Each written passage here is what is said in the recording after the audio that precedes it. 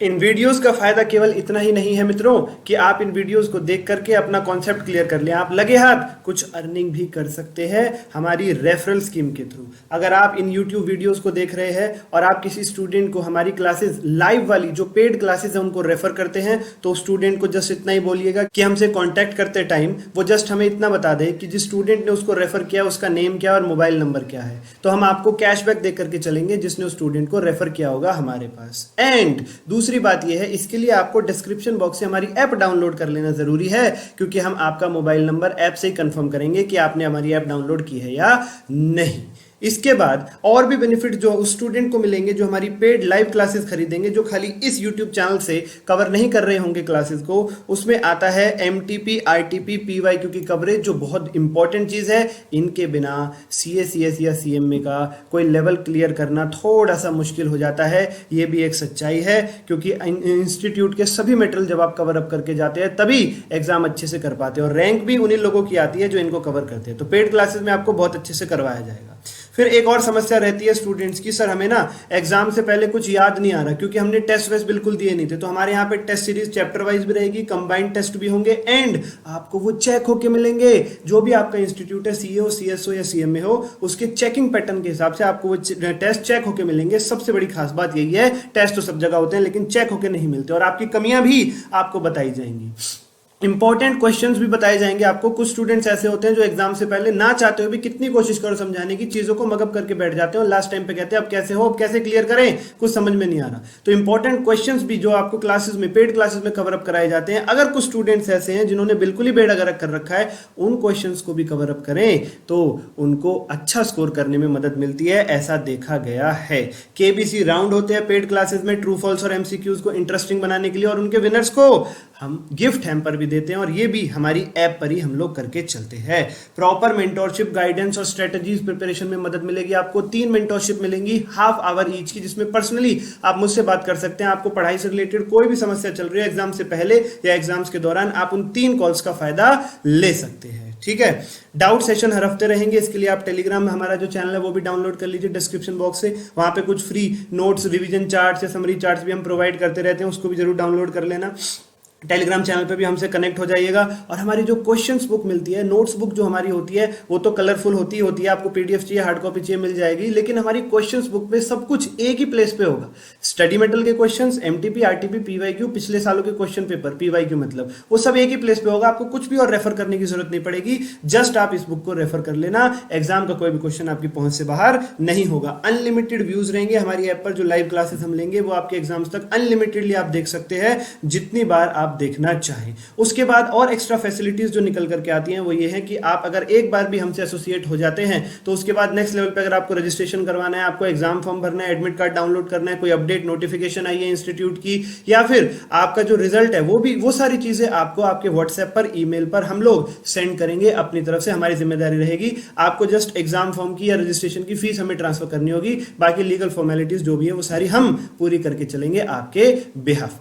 तो फ्रेंड्स, देरी ना करें और पेड वर्जन परचेज करने की कोशिश करें अगर आपको अच्छे मार्क्स लाने हैं या आपको बहुत रैंक होल्डर वाली कैटेगरी में आना है। स्टिल हमारी जो इन क्लिप्स में जो मटेरियल आपको कवर अप करवाया गया है वो भी बहुत ज्यादा सफिशिएंट है। अगर कुछ स्टूडेंट्स ऐसे हैं जो नहीं कर पा रहे हैं बिल्कुल भी पेमेंट अफोर्ड, तो वो यहां से बिल्कुल काम चला सकते हैं। आप देखिएगा आपका बहुत सारा सिलेबस जो है वो कवर अप हो चुका होगा, लेकिन केवल यही वीडियो से आप एग्जाम क्वालिफाई कर जाएं इस बात की गारंटी नहीं है। इसीलिए हम ये चीज कहते हैं कि पेड वर्जन का बेनिफिट बढ़िया रहेगा। स्टिल कोई बहुत नीडी दोस्त है तो आप इस वीडियो को जरूर शेयर करें, इस पूरी प्लेलिस्ट को शेयर करें, हमारे चैनल को शेयर करें, सब्सक्राइब जरूर कर दीजिएगा, वीडियो को लाइक कर दीजिएगा। हमारा ऑब्जेक्टिव पैसा कमाना है ऐसी भी कोई बात नहीं है, हमारा ऑब्जेक्टिव पूरा सोशल वेलफेयर करना है ऐसी भी कोई बात नहीं है। मैं बिल्कुल भी झूठ बोल के आपसे नहीं चलूंगा किसी भी लेवल पर कि पहले आपको कह दूं कि भाई फ्री फ्री फ्री और बाद में आपसे कहूं कि आ जाइए भाई पेड वर्जन में आ जाइए। और फैकल्टीज की तरह हमें ये काम नहीं करना है। रिस्पेक्ट वही है जहां आप एक बार बात बताओ और सही बात बताओ। सही बात यह है कि हम पेड वर्जन के थ्रू ज्यादा बेनिफिट्स अवेलेबल कराते हैं, उसके फायदे बहुत ज्यादा हैं। लेकिन हाँ, यह बात से भी इनकार नहीं किया जा सकता कि जितना भी कंटेंट हम यूट्यूब पे अवेलेबल कराएंगे वो स्टूडेंट्स को बहुत फायदा देगा, नीडी स्टूडेंट्स को उनसे फायदा जरूर होगा। वो हमारा सेकेंडरी ऑब्जेक्टिव है, इसमें भी कोई दो राय नहीं है। ठीक है, चलिए तो अब मेन पार्ट का मजा लीजिए, आप वीडियो पर आइए मेन पार्ट पर। Thank you. हेलो, नमस्ते एवरीवन, बहुत बहुत स्वागत है सभी का। On your mark get set, here we go. Chapter का नाम है insurance claims for loss of stock and loss of profit. इतना बड़ा तो नाम है चैप्टर का, तो क्या चैप्टर भी बड़ा होगा? नहीं, चैप्टर बड़ा नहीं है, बहुत ही साधारण सिंपल सा चैप्टर है। लेवल ऑफ चैप्टर की अगर हम बात करें तो ये मीडियम कैटेगरी में आता है। ना इसे हम बहुत आसान कहेंगे, ना ही मुश्किल मुश्किल तो कह ही नहीं सकते। ये मीडियम कैटेगरी में आएगा और इस पे हम जब काम करेंगे तो इजी तो ये हो ही जाना है, उसमें तो कोई कहने वाली बात ही नहीं है।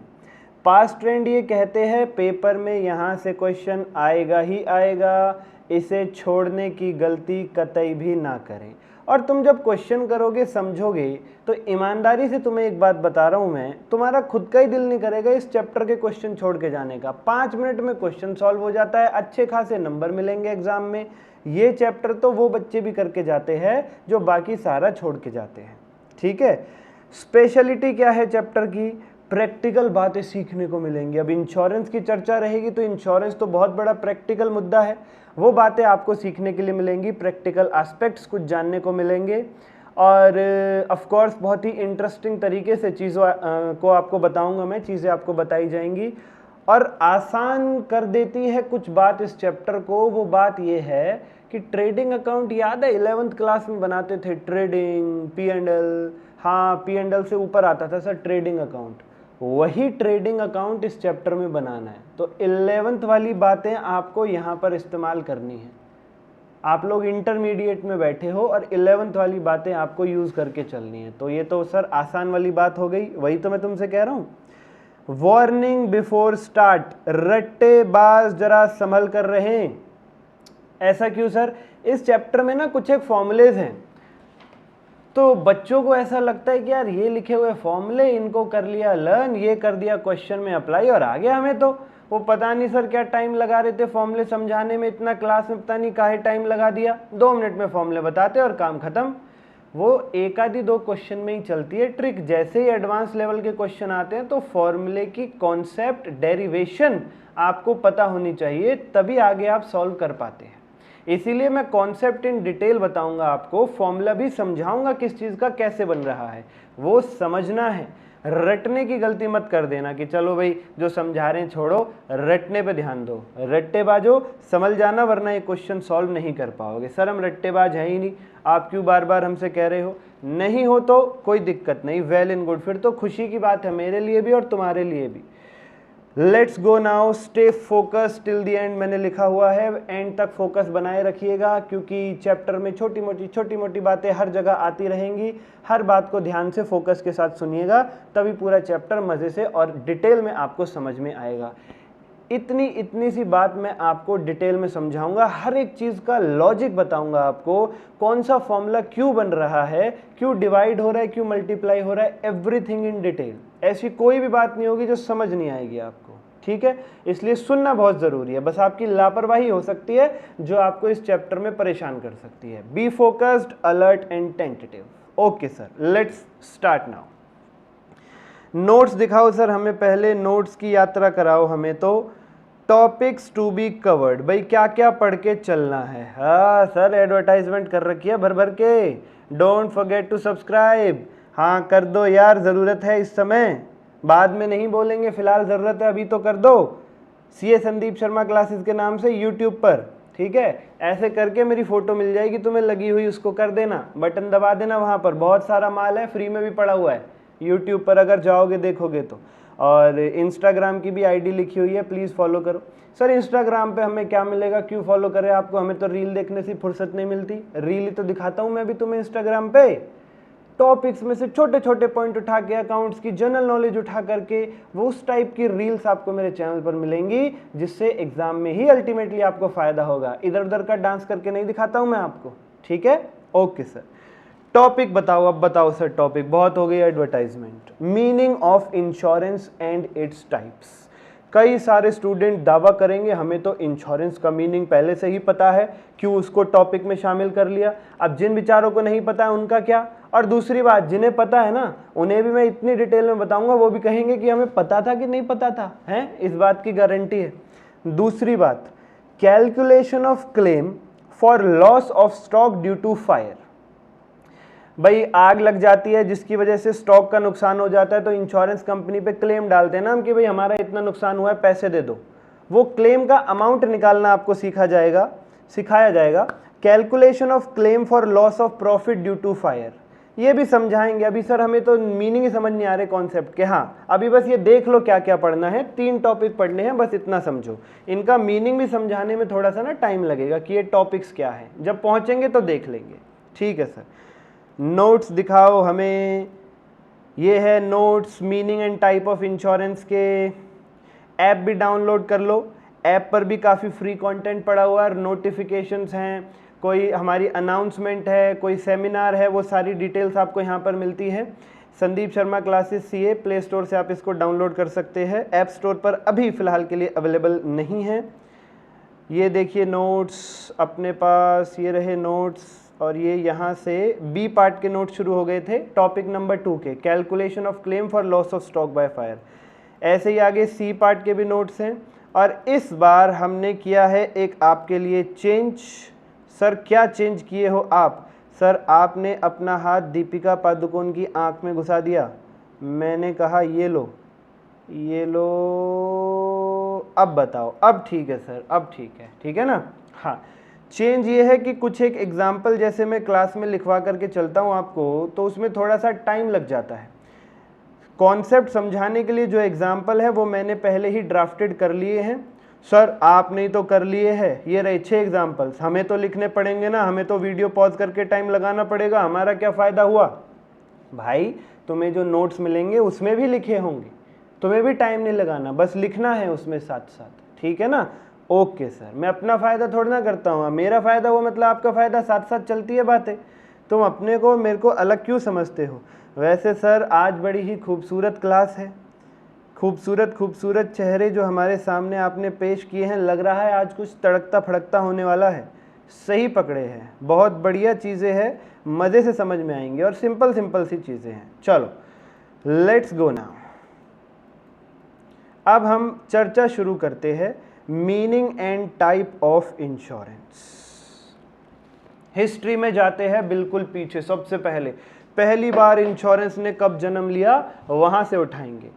सभी स्टूडेंट्स ने मेसोपोटामिया सभ्यता का नाम सुना है? सर नहीं सुना तो कोई बात नहीं, गूगल सर्च कर लेना, सुना है तो बहुत अच्छी बात है। मानव की सबसे पहली उन्नत सभ्यता का नाम है मेसोपोटामिया, ठीक है। उसमें एक स्टेट हुआ करता था, एक राज्य हुआ करता था, जिसका नाम था बेबीलोनिया। सर लिख करके बताओ, उसकी स्पेलिंग सहित बताओ, हमें थोड़ा समझ नहीं आया। बेबीलोनिया, अरे भाई चल जा, बेबी का नाम सुन के ये पेन काम नहीं कर रहा है ठीक से। 1 सेकेंड, इसकी ऐसी की तैसी, Babylonia, BABYLONIA, Babylonia.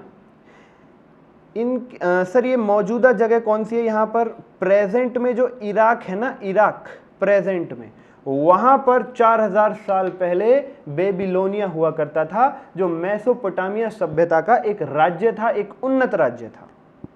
Babylonian king ने 1754 BC में, BC बोले तो बिफोर क्राइस्ट, ये चैट लैंग्वेज वाला बिल्कुल भी नहीं है। 1754 BC में कोड ऑफ हम्मुराबी बनाया। कोड ऑफ हम्मुराबी, कोड का मतलब होता है कानून। Code of Hammurabi, Hammurabi emperor का नाम था। अब स्पेलिंग में एक आधी बी या आर ऊपर नीचे हो गया हो, माफ कर देना। कोड ऑफ हम्मुराबी पेपर में नहीं आएगा, जनरल नॉलेज के लिए। हैमुराबी कोड में ये लिखा गया कि अगर बेबीलोनिया के अंदर किसी भी व्यक्ति की कोई एसेट की चोरी हो जाती है, किसी की संपत्ति को कोई चुरा लेता है, तो पूरा राज्य मिल करके उसकी उस नुकसान की भरपाई करेगा। यानी अगर राज्य में 1000 परिवार हैं और एक परिवार के यहां पर चोरी हुई है, तो बाकी 999 परिवारों की यह जिम्मेदारी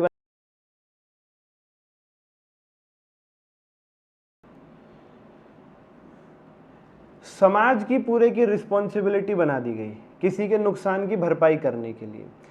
लेकिन धीरे धीरे आपको पता है समय आगे बढ़ा और समाज बढ़ता चला गया और आज इंसान अपने परिवार में ही एक समाज बना के जी रहा है। एक इंसान अपने परिवार में ही सगा बन के जी ले, वही बहुत बड़ी बात है।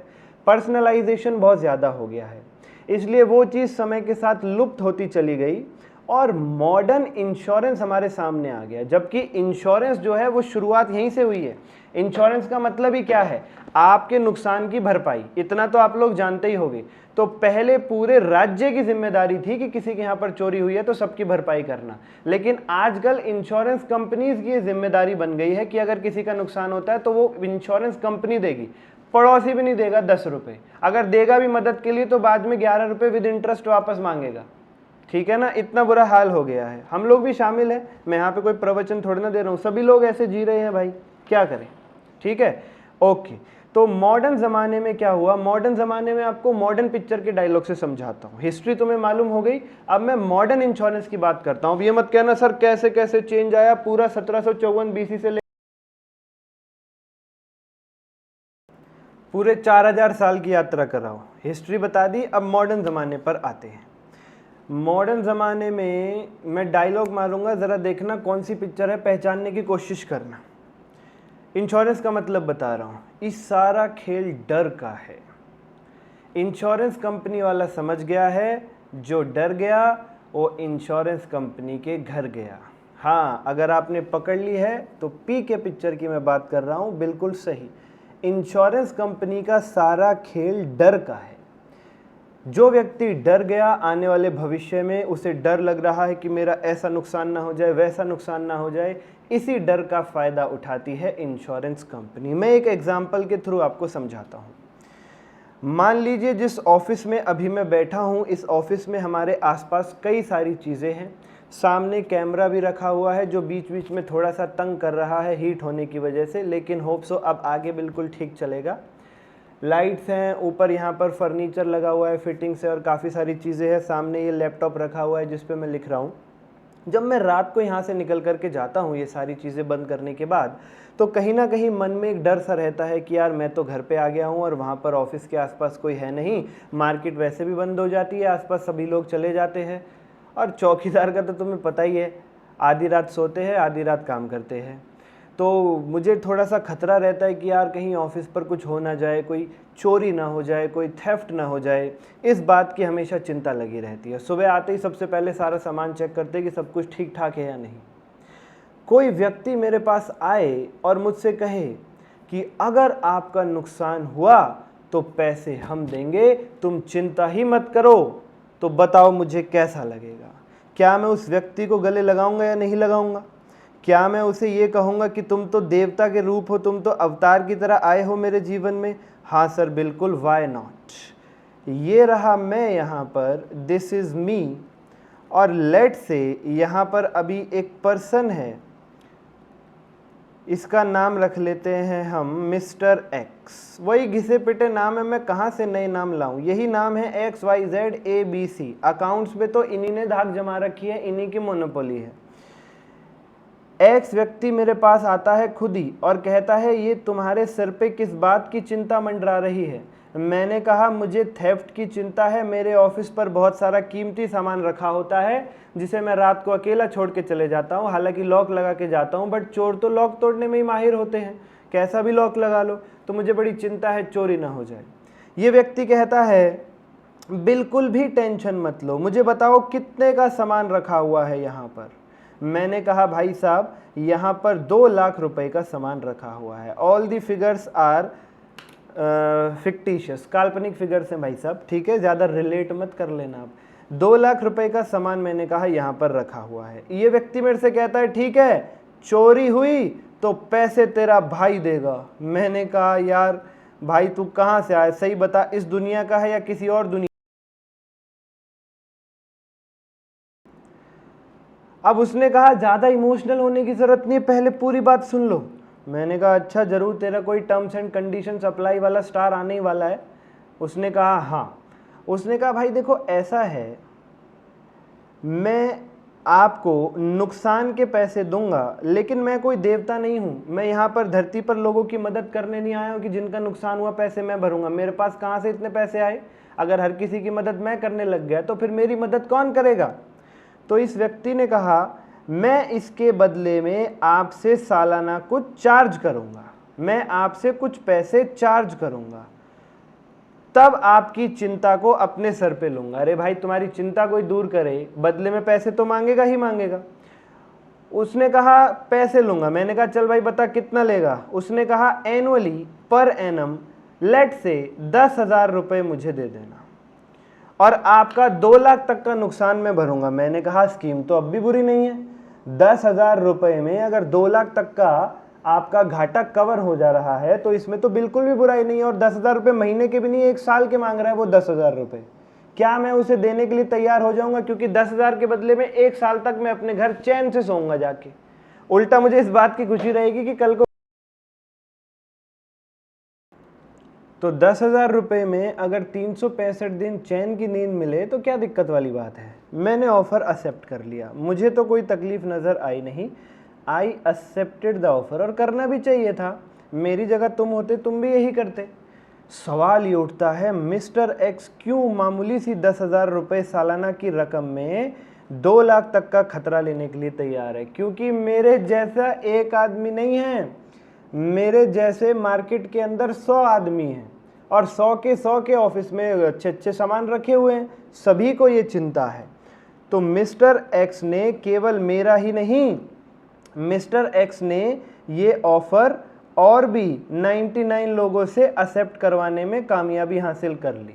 तो अब मुझे खाली एक बात बताओ, मिस्टर एक्स के पास 10,000 के हिसाब से अगर 100 लोग उसे एनुअली कुछ पैसा दे रहे हैं तो 10,000 इंटू 100 कितने पैसे आ गए?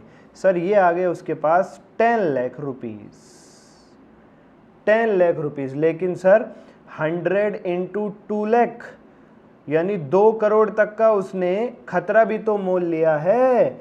अरे भाई, आपको अगर मैं प्रोबेबिलिटी बताऊं, ये सारा खेल प्रोबेबिलिटी पर खेल रहा है मिस्टर एक्स। 1% चांसेस होते हैं आउट ऑफ 100 की कहीं पर चोरी होगी। तो अगर 100 मार्केट में ऑफिसेज हैं तो एज पर दी रेलिवेंट प्रोबेबिलिटी एक के यहाँ पर ही चोरी होगी। तो अगर एक के यहाँ पर चोरी होगी तो कितनी पेमेंट करनी पड़ेगी? 2 लाख रुपए। आए कितने मिस्टर एक्स के पास? 10 लाख। तब भी उसे 8 लाख रुपए बच गया, नहीं बच गए? और ऐसा थोड़ा ना है कि चोरी नहीं होती है तो वो कहता है कि मैं 10,000 वापस भी कर दूंगा। नहीं, ऐसा कुछ नहीं है। चोरी नहीं हुई तो कोई बात नहीं, 10,000 रुपये मिस्टर एक्स के हो गई तो वो आपको 2 लाख रुपए देने के लिए तैयार है। चलो सर, थोड़ा सा हम देखते किस्मत खराब रही मिस्टर एक्स की। 2 लोगों के यहाँ चोरी हो गई, तब भी यार उसे 10 लाख में से 4 लाख भरने पड़ेंगे, 6 लाख तब भी बचे। 3 के यहाँ चोरी हो जाएगी, प्रोबेबिलिटी सुपर फ्लॉप, तब भी 4 लाख रुपए बच जाएंगे उसे। यानी ये गेम बिल्कुल भी बुरा नहीं है। अरे 3 से ज़्यादा चोरी नहीं हो सकती यार। अब तुम कहने लगो 100 के यहाँ चोरी हो जाए, ऐसा नहीं होता यार। ऐसी कोई न्यूज़ मुझे दिखाओ 100 मार्केट में दुकान हो और 100 के 100 यहाँ चोरी हो गई हो, ऐसी तो आज तक कोई खबर नहीं आई। ठीक है ना? तो ये यहीं पर सारा गेम प्रोबेबिलिटी पर खेला जा रहा है। उसको भी पता है कि मैंने 100 लोगों को घेर लिया है, मेरे पास 10 लाख रुपए आ रहे हैं, 1-2 के यहाँ चोरी भी होगी तो पैसे उसमें से दे दूंगा, तब भी मुझे बहुत मोटी रकम बचेगी। और जिन लोगों ने 10,000 रुपये दिए हैं, जिनके यहाँ पर चोरी नहीं हो रही है, वो कल को ये नहीं कहेंगे हमें 10,000 वापस दे तो चोरी तो हुई नहीं। वो बस रिस्क कवर करने के लिए थे, वो पैसे मिस्टर एक्स के हुए। और जैसे ही दूसरा साल शुरू होगा वो फिर 10 लाख रुपए मांगेगा। कौन से 10,000 में उसने जीवन भर की चोरी की गारंटी ले ली है? 1 साल की गारंटी देता है 10,000 में mister x. This is how it all works. और इसी पूरी स्कीम को इंश्योरेंस कहा जाता है। मिस्टर एक्स ने 10,000 रुपये लेकर जो 2 लाख रुपए तक की गारंटी अपने कंधों पर ले ली, दिस इज कॉल्ड इंश्योरेंस करना। साधारण शब्दों में इंश्योरेंस का मतलब बताऊं, दूसरे की बला अपने सर पे ले लेना, दूसरे की बला अपने सर पर ले लेना। अब वो बला रियलाइज होगी, एक्चुअल में मेटेरियलाइज होगी या नहीं, वो तो प्रोबेबिलिटी के ऊपर गेम खेल लेता है मिस्टर एक्स। इस 10,000 को कहा जाता है insurance premium. This 10,000 is called insurance premium. सालाना इंश्योरेंस कराने के लिए जो फीस भरनी पड़ती है that is called insurance premium. मुझे कहा जाता है इंश्योर्ड। इंश्योर्ड, जिस बंदे ने इंश्योरेंस कराया उसे कहते हैं इंश्योर्ड, और जो व्यक्ति इंश्योरेंस कर रहा है मिस्टर एक्स उसे कहते हैं इंश्योरर।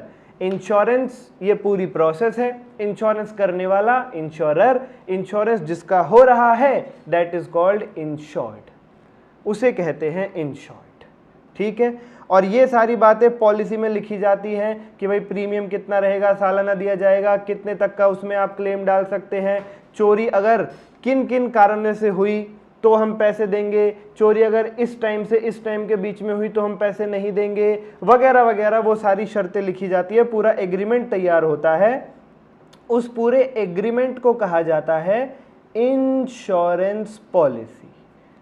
पूरी बातें लिखित में होनी चाहिए ना, ये बहुत बड़ा खेल है भाई साहब, इसलिए एग्रीमेंट होता है हर बंदे के साथ, उसे इंश्योरेंस पॉलिसी कहते हैं। और मिस्टर एक्स का एग्जाम्पल तो हमने समझने के लिए लिया था, असलियत में मार्केट में मिस्टर एक्स की जगह होती हैं बड़ी बड़ी कंपनीज, इंश्योरेंस कंपनी। सर देश की नंबर 1 इंश्योरेंस कंपनी का नाम बताओ जिसके आईपीओ ने नाम कमाया या नाम गंवाया, कुछ समझ ही नहीं आ रहा, but LIC, life insurance company, देश की नंबर 1 इंश्योरेंस कंपनी है, वो लाइफ को इंश्योर करके चलती है।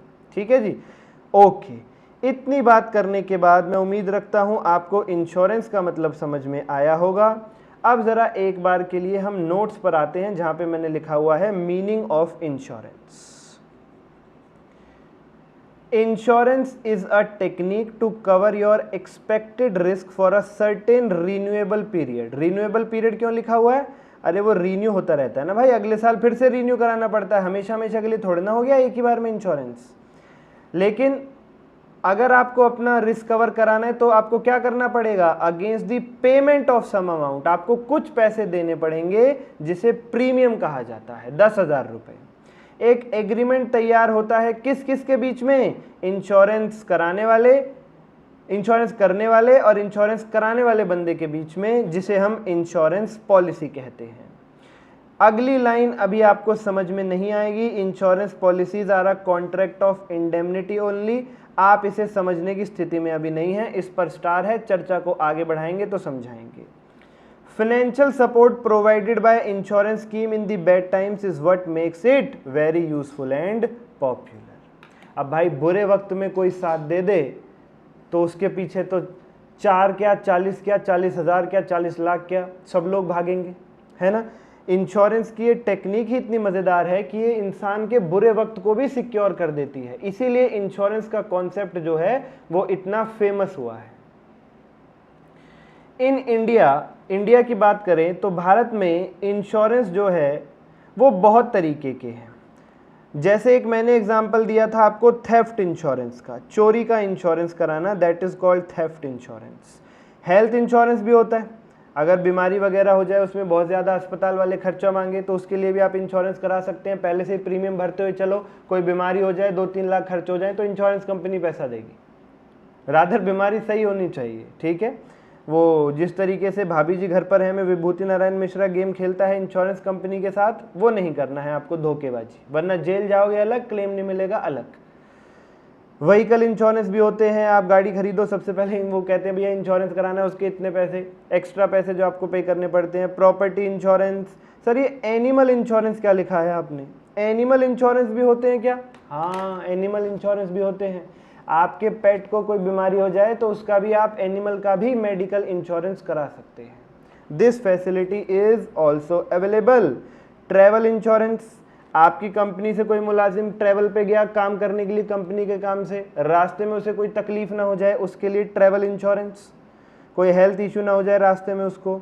मोबाइल इंश्योरेंस आप बहुत अच्छे से जानते हैं। इसी तरीके से बहुत सारे टाइप्स के इंश्योरेंस हैं, लेकिन जितने टाइप की चिंताएं उतने टाइप के इंश्योरेंस हो सकते हैं, तो इन्हें कैटेगराइज करना बहुत ज़रूरी हो जाता है। इसीलिए जितने भी इंश्योरेंसेस हैं सबको 2 कैटेगरी में बांट रखा है, एक लाइफ इंश्योरेंस, जिंदगी का इंश्योरेंस, और बाकी जितने भी आपने अभी सुने, health, vehicle, property, animal, travel, mobile, इन सबको जनरल इंश्योरेंस की कैटेगरी में डाल दिया।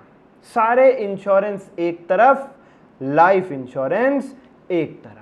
भाई जिंदगी तो बहुत बड़ी चीज है ना, इसलिए उसको अलग से रख दिया और बाकी जितने भी टाइप के इंश्योरेंस है उनको नाम दे दिया जनरल इंश्योरेंस।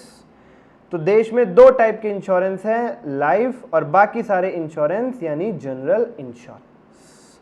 सर कुछ बड़ी बड़ी इंश्योरेंस कंपनियों के नाम बताओ।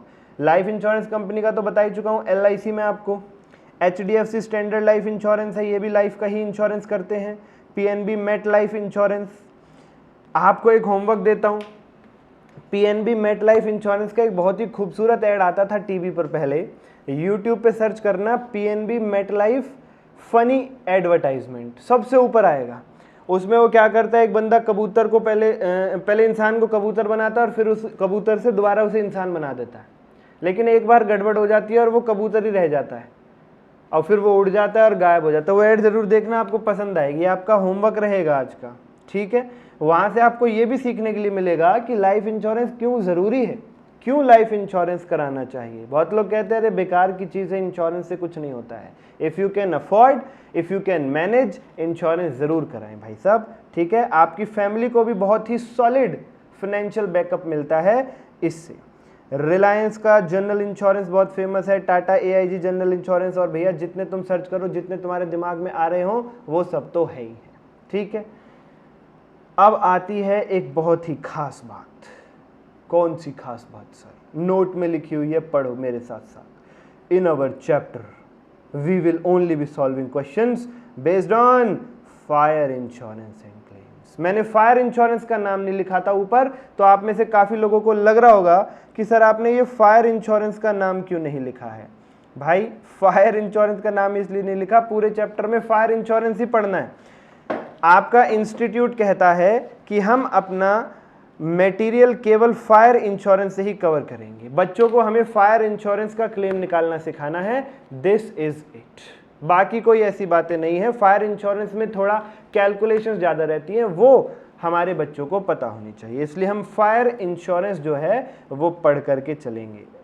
फायर इंश्योरेंस के कोई क्लॉजेज नहीं पढ़ने, कोई एक्ट नहीं पढ़ना, कुछ याद नहीं करना, बस इतनी सी बात है कि हमारे सवालों में बस आग ही लगेगी, ना चोरी होगी, ना हमारे यहाँ पर कोई और परेशानी होगी, ना हमारे यहाँ पर डेथ होगी किसी की। लाइफ इंश्योरेंस, थेफ्ट इंश्योरेंस, इसकी किसी की भी बात नहीं चलेगी, केवल हमारे सवालों में आग लगेगी, धुआं उठेगा हमारे सवालों में। सर सवालों से धुआं उठेगा या हमारे दिमाग से धुआं उठेगा, वो तो जब सवाल आएंगे तो पता चलेगा कि धुआं कहाँ से उठेगा। देखते जाओ, तुम चलते जाओ भी साथ साथ, ठीक है सर। फायर इंश्योरेंस, चलो तो भाई ये पहला टॉपिक हमने मार गिराया, बधाई हो। सभी लोग हाथ मिलाएं मुझसे, फटाफट शेक हैंड कीजिए। पहला टॉपिक खत्म, meaning of insurance and its types. Type 2 हो गए, लाइफ इंश्योरेंस और जनरल इंश्योरेंस। वैसे एक एक्स्ट्रा बात और बताता हूं आपको नॉलेज के लिए, लाइफ इंश्योरेंस को ना एक्चुअल में एश्योरेंस कहा जाता है। वो तो इंश्योरेंस टर्म ही इतनी फेमस हो गई कि लाइफ इंश्योरेंस के साथ भी इंश्योरेंस वर्ड यूज करने लगे। असलियत में इंश्योरेंस का मतलब होता है नुकसान की भरपाई कर देना, कि भाई जो आपके यहाँ पर चोरी हुई है, जो नुकसान हुआ है उसके पैसे हम दे देते हैं, जो आग की वजह से नुकसान हुआ है उसके पैसे हम दे देते हैं, जो बीमारी में पैसे लगे उसके पैसे हम दे देते हैं, नुकसान की भरपाई। लेकिन सच बताना अपने दिल से पूछ करके, अगर किसी के घर के किसी मेंबर की हो जाए तो क्या उसकी भरपाई हो सकती है क्या पैसों से? बिल्कुल भी नहीं सर, कैसी बात कर रहे हो, दंगे हो जाएंगे इस बात पे तो अगर आपने ऐसा कुछ कह दिया तो। तभी तो नहीं कह रहा मैं, इसीलिए उसे इंश्योरेंस नहीं एश्योरेंस कहा जाता है, कि मदद कर देंगे। एश्योरेंस यानी मदद कर देंगे, भरपाई तो हो ही नहीं सकती है। इंश्योरेंस कंपनी कहती है हमारे भी हाथ में नहीं है, वी कैन ओनली एश्योर कि आपको कुछ मदद कर देंगे, we can't insure life, life को इंश्योर नहीं किया जा सकता, उसकी भरपाई नहीं हो सकती। जिंदा कर सकती है इंश्योरेंस कंपनी लाके उसको? बहुत मुश्किल है सर, अभी तो साइंटिस्ट ही कामयाब नहीं हुए, इंश्योरेंस कंपनी क्या खाक कामयाब होगी। इसीलिए लाइफ एश्योरेंस होता है, लेकिन इंश्योरेंस वर्ड चले आ रहा है तो चले आ रहा है तो चले आ रहा है, कोई दिक्कत नहीं, ठीक है भैया, कोई बात नहीं। चलो आप भी बोल रहे हो और हम भी बोल रहे हैं, एक्चुअल वर्ड एश्योरेंस होता है। दूसरे टॉपिक की तरफ कदम बढ़ाओ। हाँ, बड़ी तेजी से बढ़ रहे हो, तेज हो रहे हो तुम। हैं, पहला टॉपिक उड़ा दिया, दूसरे टॉपिक पे चलने की बात कर रहे हो। चलो तो अब तुमने कह ही दिया तो चलते हैं। Calculation of claim for loss of stock due to fire. इसे समझाने में मुझे 5 मिनट लग जाएंगे, 5 मिनट चाहिए आपके। हाँ सर दिए, करो शुरू।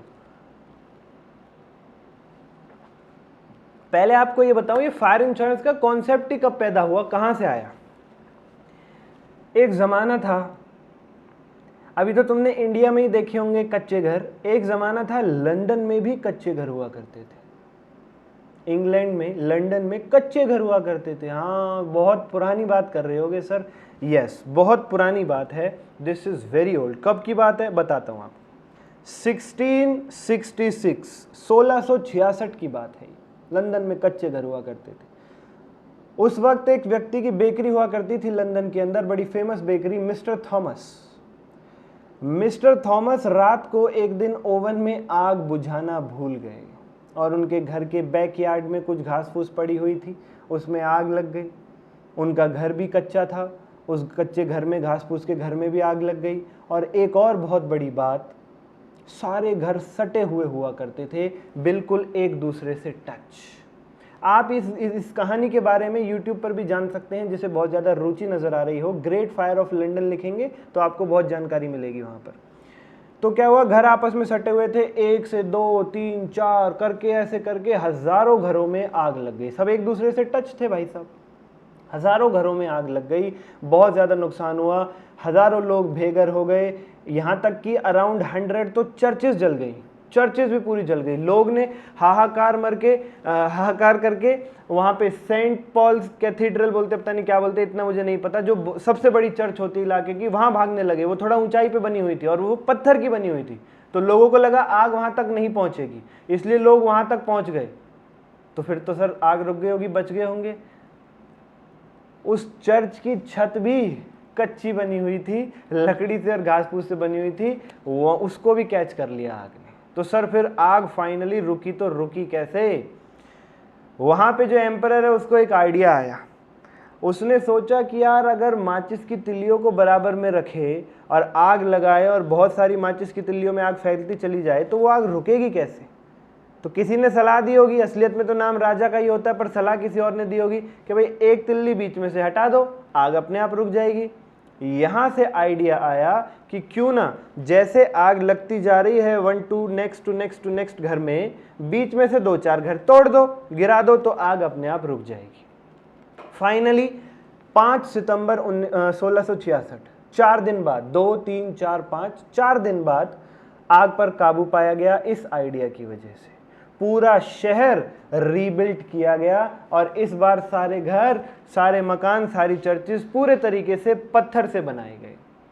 बहुत फेमस आर्किटेक्ट हुआ करते थे उस जमाने में, sir Christopher rain, WREN, rain, if I am not wrong. उन्होंने बहुत ही फेमस मॉन्यूमेंट भी बनाया इस आग के में हुए नुकसान की याद में। उस मॉन्यूमेंट को बनाने में ही 6 साल लग गए थे। बहुत फेमस है, गूगल सर्च करोगे मिल जाएंगे आपको। Monument built in the rain of, अपना ये जो है ग्रेट फायर ऑफ लंदन, इस तरीके से आपको मिल जाएगा वहां पर। तब पहली बार ये जरूरत महसूस हुई कि यार आग कितना नुकसान पहुंचा सकती है।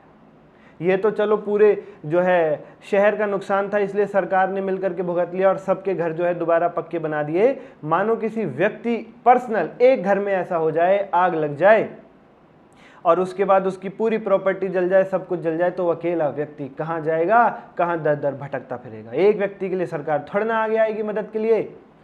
तो उस समय पर ये जरूरत महसूस हुई कि फायर का भी इंश्योरेंस होना चाहिए, फायर का भी इंश्योरेंस होना चाहिए। फायर इंश्योरेंस ने जन्म वहां से लिया। उस समय पर प्रॉपर्टी इंश्योरेंस के नाम से फायर इंश्योरेंस था, लेकिन धीरे धीरे प्रॉपर्टी इंश्योरेंस अलग हो गया और फायर इंश्योरेंस अलग हो गया। आज के ज़माने में केवल घर का ही इंश्योरेंस नहीं होता है फायर से बचाने के लिए, बिजनेसमैनों ने अपने स्टॉक में लगने वाली आग का भी इंश्योरेंस कराना शुरू कर दिया। भाई बिजनेसमैन के गोदाम में स्टॉक रखा होता है, स्टॉक ही तो एक बिजनेसमैन की जान होता है। वही स्टॉक तो है जो कल को बिकता है और बिजनेसमैन को पैसे कमा करके देता है। अगर उसी में आग लग जाए तो वो तो दर दर भटकेगा भाई साहब, कहाँ जाएगा। स्वर्ग पिक्चर देखना, राजेश खन्ना और गोविंदा की, उसकी फैक्ट्री में आग लग जाती है, उसने इंश्योरेंस नहीं कराया हुआ होता है, इसीलिए तो उसे इतना कुछ जो है नुकसान भुगतना पड़ता है। इंश्योरेंस कंपनी से एक ढेला भी नहीं मिलता, पूरी फैक्ट्री जल के खाक हो जाती है। फायर इंश्योरेंस था ही नहीं उसके पास, अगर होता तो पिक्चर ही ना बनती वो। ठीक है, ओके सर। तो भाई अपने स्टॉक का आग से होने वाले नुकसान से इंश्योरेंस करा लेना is called fire insurance of stock. लेकिन आपको यह नहीं जानना कि फायर इंश्योरेंस ऑफ स्टॉक क्या होता है। आपका कॉन्सेप्ट पता है क्या है, आपको क्या सीखना है? What you have to learn is कि अगर किसी के यहां पर आग लग जाए, उसका स्टॉक जल जाए, तो इंश्योरेंस कंपनी से कितना क्लेम मांगना है, इंश्योरेंस कंपनी पर कितने अमाउंट का क्लेम फाइल करना है, उस क्लेम का अमाउंट कैसे निकालते हैं, दैट इज योर टॉपिक। भाई आग लग जाना, नुकसान होना एक बात है, अब तुम कल को मुंह टक कह दो 1 करोड़ के स्टॉक में आग लगी, इंश्योरेंस कंपनी आके 1 करोड़ दे देगी तुम्हें? ऐसे होता है क्या? नहीं। वो आपसे बोलेगी कितना नुकसान हुआ है, आप बोलोगे इतना, फिर वो जांच पड़ताल करती है, प्रूफ देखती है पूरा, और अगर ओ माय गॉड पिक्चर वाला सीन हुआ तो बस फिर तो तुम फंस गए, फिर तो लटक गए लंबे, फिर तो पता नहीं कब मिलेगा तुम्हें क्लेम, मिलेगा कि नहीं मिलेगा ये भी नहीं पता है ना। तो आपके पास जानकारी होनी चाहिए कि भाई क्लेम कैसे निकालते हैं, तभी इंश्योरेंस कंपनी में फाइल करोगे और वो उसे एक्सेप्ट करेगी। वही सिखाया जाता है आपको। अब बिजनेसमैन तो कहता है मैं बिजनेस करूं, ये चीज़ें सीखूं, इसलिए प्रोफेशनल लोगों तुम्हें सिखा रहा है तुम्हारा इंस्टीट्यूट। कल को तुम क्लाइंट्स को संभालोगे, बिजनेस संभालने वाले तुम ही होते हो, तो कहने के मालिक होते हैं, संभालते चलाते तुम ही हो, तुम्हारी सलाह पे चलते हैं सारे बिजनेस। इसीलिए आपको ये चीज़ें सिखाई जा रही हैं। Calculation of claim for loss of stock due to fire, आग से होने वाले स्टॉक के नुकसान पर कितना क्लेम इंश्योरेंस कंपनी से डालना है, ये सीखना है आपको। This is your topic. उम्मीद करता हूं आपको टॉपिक समझ में आया होगा कि ये टॉपिक क्या है। ओके, ठीक है सर आपने अभी ये बात हमें समझाई नहीं है, स्टार लगा हुआ है यहाँ है भाई के, ये बात मुझे पता है नहीं समझाई, यहाँ नहीं यहाँ है। जैसे ही इसकी ज़रूरत आएगी, जैसे ही मैं मुझे लगेगा तुम समझने लायक हो, तुरंत तुम्हें बता दिया जाएगा। 1 मिनट की छोटी सी बात है, चिंता मत किया करो, भरोसा रखा करो यार। अब सामने बैठे हो कॉपी पेन लेकर के, तो भरोसा भी रखो ना कि सामने बड़बड़ कर रहा है आदमी उसके ऊपर। ठीक है सर, कोई दिक्कत नहीं। चलो, ये हमारे पास नोट्स हैं, calculation of claim for loss of stock by fire. These are the notes. Sir ये तो बड़े सारे हैं और फॉर्मूले वॉर्मूले भी कुछ लिखे हुए हैं, ये तो लॉ जैसी बातें लिख रखी है आपने यहाँ पे, which ever is lower were. Sir please sir, law से तो हम वैसे झिके पड़े, हमें समझ नहीं आता कुछ, सर प्लीज़ रटवाना मत, कुछ कॉन्सेप्चुअली बताओ ना, थोड़ा मज़ा आए ना। इसीलिए तो तुम्हारे लिए इंतजाम कर रखा है, पूरा बॉलीवुड बुलाया हुआ है तुम्हें समझाने के लिए। ये देखो, पूरा बॉलीवुड तुम्हारी सेवा में हाजिर है, एंटरटेनमेंट पे एंटरटेनमेंट है, क्यों चिंता करते हो? Let's go for it. ये जो हमारे पास अंडरस्टैंडिंग पार्ट है, ये उन्हीं नोट्स को समझने के लिए है जो मैंने पीछे दिखाई अभी आपको, calculation of claim for loss of stock by fire में जो लिखे हुए हैं। जैसे ही हम ये 1, 2, 3, 4, 5 और 6 सिनेरियो समझ लेते हैं, हमें वहां पर लिखी हुई बातें समझ में आ जाएंगी। सिनेरियो नंबर 1, अब एक एक करके सारे बॉलीवुड सितारे अपने स्टॉक का इंश्योरेंस कराने जाएंगे, फायर इंश्योरेंस, ठीक है। हालांकि असल जीवन से रिलेट मत करना, इनका तो स्टॉक होता है नहीं, वो सब फिर चीज़ें इंटरेस्टिंग कैसे बनेंगी। सिनेरियो नंबर 1, सबसे पहला सिनेरियो, इंश्योरेंस कंपनी के बीच में और आप सबकी चहेती हीरोइन दीपिका पादुकोण डीपी के बीच में एक एग्रीमेंट होता है। डीपी का बिजनेस है जिसके अंदर उन्हें स्टॉक की चिंता रहती है कि कहीं स्टॉक में आग न लग जाए। सर उन्हें चोरी की चिंता क्यों नहीं है? अब यार अलग व्यक्ति को अलग अलग तरीके की चिंता होती है, उनका जो प्रोडक्ट है वो फायर प्रोन होगा, इसलिए उन्हें फायर की चिंता ज़्यादा रहती है। उनके इलाके में चोरियां कम होती होंगी, इसलिए उन्हें चोरी के इंश्योरेंस की ज़रूरत नहीं है। तो इस चक्कर में तो तुम पढ़ो ही मत, किसको क्या चाहिए। जो दे रखा है क्वेश्चन ने वो सुनो। इंश्योरेंस कंपनी और इनके बीच में एक एग्रीमेंट होता है। इंश्योरेंस कंपनी कहती है कि हम आपका 1 लाख रुपए तक का इंश्योरेंस कर देंगे। सम इंश्योर्ड का मतलब है 1 लाख रुपए की इंश्योरेंस। इंश्योरेंस कंपनी कहती है 1 लाख तक का नुकसान हुआ, 1 लाख रुपए तक आपको हम अपनी जेब से देंगे। कम नुकसान हुआ कम, 1 लाख तक, ज़्यादा हुआ उससे ऊपर ना देंगे भाई, जिसके बदले में सालाना आपको हमें प्रीमियम देना होगा 10,000 रुपये। सर आपके एग्जाम्पल में तो 2 लाख रुपए का इंश्योरेंस हो रहा था 10,000 में, अचानक से महंगा कैसे हो गया? यहाँ पे तो 10,000 के प्रीमियम में 1 लाख का इंश्योरेंस हो रहा है। अब तुम असल में कराने जाओ, हो सकता है इससे भी कम हो जाए या उससे 2 लाख से भी ज़्यादा हो जाए। अब उन चीज़ों में थोड़ा ना पढ़ना है, फिगर्स तो चेंज होंगी, समझाना है मुझे तो आपको, बस समझते हुए चलो। ये क्या लिखा हुआ है sir? Physical value of goods in stock on date of fire. जिस दिन आग लगी उस दिन डीपी के गोदाम में 1 लाख का सामान था। ओ हो, और आग में पूरा सामान जल गया। Loss of goods by fire 1 lakh रुपए। 1 लाख का सामान था, 1 लाख का इंश्योरेंस था, पूरा का पूरा 1 लाख का सामान जल गया। क्लेम कितना डाला जाएगा? क्लेम कितना मिल जाएगा? अमाउंट ऑफ क्लेम रिसीव्ड कितना दे देगी इंश्योरेंस कंपनी? सर 1 लाख तक का इंश्योरेंस था और 1 लाख का ही नुकसान हुआ है, तो इंश्योरेंस कंपनी को ना कम देने ना ज्यादा 1 लाख रुपए इंश्योरेंस कंपनी दीपिका पादुकोण को दे देगी। इंश्योरेंस कंपनी का भला हो। ये जो चेहरे पर मुस्कान है आग लगने के बाद भी, ये क्यों नजर आ रही है? क्योंकि इन्हें पता है 1 लाख रुपए मुझे इंश्योरेंस कंपनी से मिल जाएंगे। ये इसलिए खुश है कि 1 लाख से ज्यादा का नुकसान नहीं हुआ। Net position of insured, insured का मतलब जिनका इंश्योरेंस किया गया है, दैट इज दीपिका पादुकोण की बात चल रही है। उनकी नेट पोजीशन क्या रही? उन्हें सबसे पहले तो 1 लाख का नुकसान हुआ, -1 लाख जो उनका स्टॉक जल गया, प्लस इंश्योरेंस कंपनी ने पूरे 1 लाख रुपए उन्हें दे दिए, तो she is in neutral position. वो न्यूट्रल पोजीशन में आ गई, जीरो। इंश्योरेंस कंपनी ने 1 लाख नेगेटिव 1 लाख के घाटे से उठा के उन्हें जीरो पर, जहां पहले थी वहीं ला करके खड़ा कर दिया, उनके नुकसान की भरपाई कर दी। That is why she is happy. Scenario number 2, बराबर में कैटरीना कैफ का भी बिजनेस था। उसने कहा मैं भी इंश्योरेंस कराऊंगी, मैं पीछे थोड़ी ना रहूंगी। 1 लाख का इंश्योरेंस करा लिया। ठीक है, ओके सर। प्रीमियम इनका भी 10,000 है।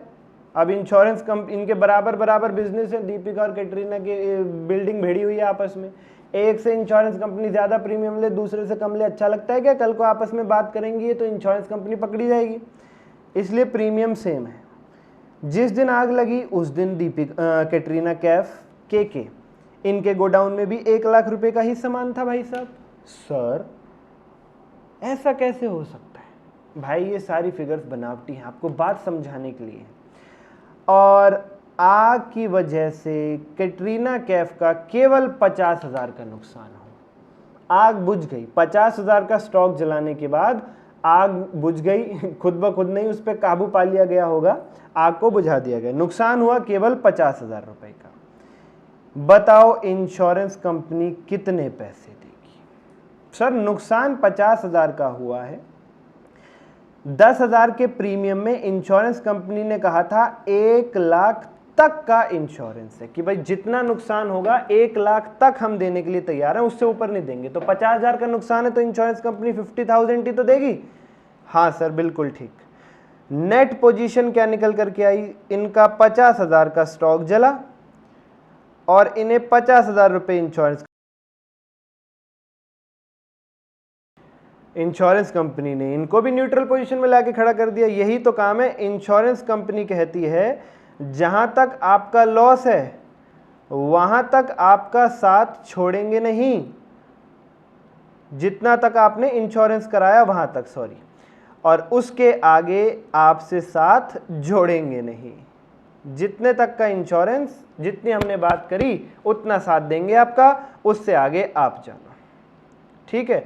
अब ये जो कैटरीना कैफ है ये नहीं कह सकती है कि मैंने भी प्रीमियम 10,000 का दिया, मुझे तो इंश्योरेंस कंपनी ने 50,000 रुपए दिए, जबकि दीपिका पादुकोण ने 10,000 का प्रीमियम दिया तो उसे तो इंश्योरेंस कंपनी ने 1 लाख का क्लेम दे दिया, मेरे साथ तो इंश्योरेंस कंपनी ने धोखा कर दिया। शी कैन नॉट से लाइक दिस।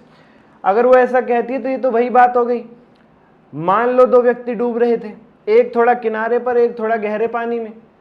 भगवान ने दोनों को बचा लिया। जो किनारे वाला व्यक्ति था वो भगवान से कहने लगा, हाँ मुझे तो खाली किनारे से बचाया, उसे तो गहरे पानी से बचा के लाए हो, उससे तो बहुत ज्यादा प्यार करते हो। तो भगवान क्या बोलेंगे? तेरी ऐसी की तैसी, तुझे पहले एक काम करता हूं, उससे भी ज्यादा गहरे पानी में डालता हूं, वहां से बचा के लाता हूं, तब खुश। ऐसा होना चाहिए क्या? नहीं भाई, जितना आपसे कह रखा है, जितना नुकसान है उतना ले लेना, दूसरे से क्या लेना देना आपको। ठीक है, ओके। तो कैटरीना कैफ दीपिका पादुकोण को मिले हुए 1 लाख पर सवाल नहीं उठा सकती। इंश्योरेंस का मतलब है जितना नुकसान उतनी भरपाई। अल्टीमेटली दीपिका पादुकोण भी जीरो पोजीशन में है।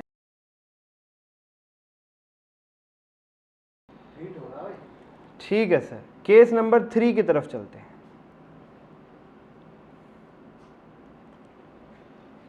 सर यहाँ पर तो बहुत खतरनाक फ़ोटो लगी हुई है। हाँ, काम भी खतरनाक होने वाले हैं, इसीलिए तो थोड़ा सा लड़ाई करनी पड़ेगी इंश्योरेंस कंपनी से, इसलिए इनकी फ़ोटो लगी हुई है हाई फाई लड़ने में। उदय भाई, सिनेरियो नंबर 3,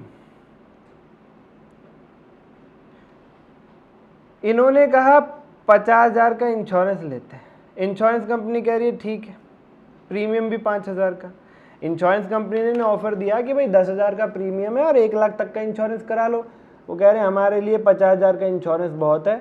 हालांकि इनके गोदाम में भी 1,00,000 का ही सामान था, लेकिन ये कह रहे हैं कि ठीक है, इंश्योरेंस में हमें ज़्यादा दिलचस्पी नहीं है, हम तो ऐसे ही करा रहे हैं, 5,000 में हमारा 50,000 तक का कर दो। ठीक है, बात खत्म, हमें कोई ज़्यादा दिक्कत वाली बात नहीं, हम पूरा इंश्योरेंस नहीं करा रहे, हम देखी जाएगी, हम किस्मत पे भी खेल रहे हैं। ये उन लोगों में से जो ये सोचते हैं कि यार अगर आग नहीं लगी तो 10,000 बेकार ही तो गए, 5,000 में कर लो थोड़ा सा, 50,000 तक का तो कवर हो जाएगा, बाकी का देखेंगे अगर आग भी लग गई तो। ये उन लोगों में से है। नाना पाटेकर साहब,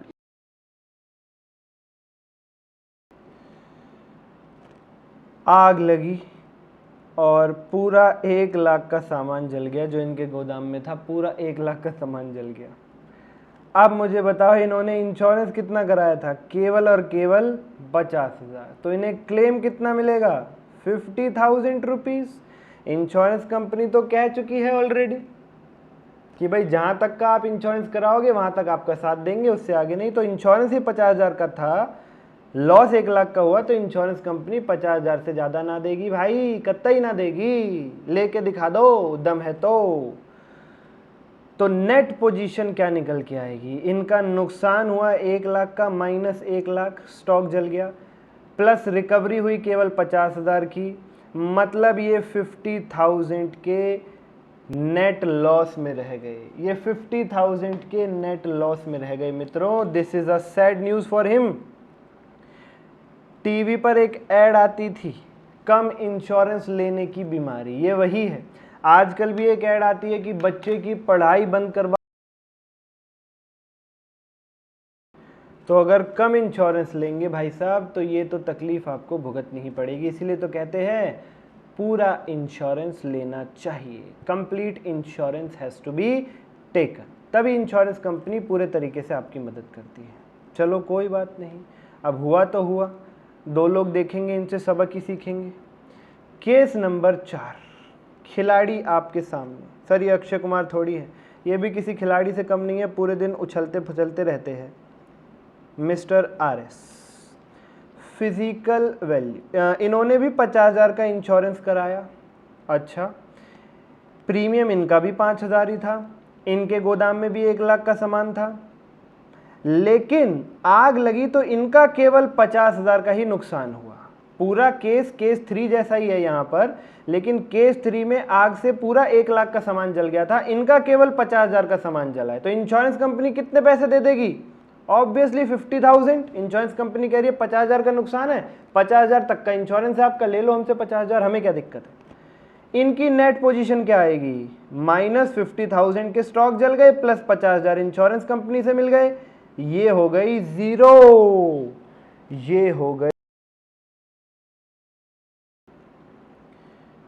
अब रणवीर सिंह ने उदय भाई को चिढ़ाना शुरू किया कि देखो देखो देखो, मैंने भी 5,000 का प्रीमियम दिया था, मैं तो न्यूट्रल पोजीशन में हूं, मेरा तो जितना भी लॉस था सारा रिकवर हो गया, और तुमने भी 5,000 का प्रीमियम दिया था, बट तुम 50,000 के घाटे में हो।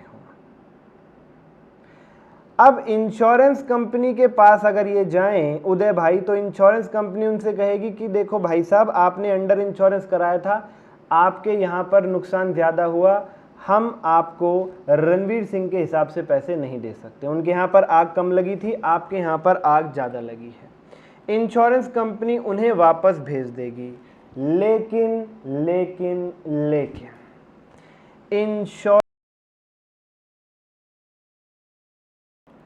वो बात क्या महसूस हुई, एक बार के लिए केस 5 और देख लेते हैं, केस 5 की बात कर लेते हैं, 6 की भी बात कर लेते हैं, फिर मैं बताता हूँ आपको इंश्योरेंस कंपनी को क्या महसूस हुआ होगा।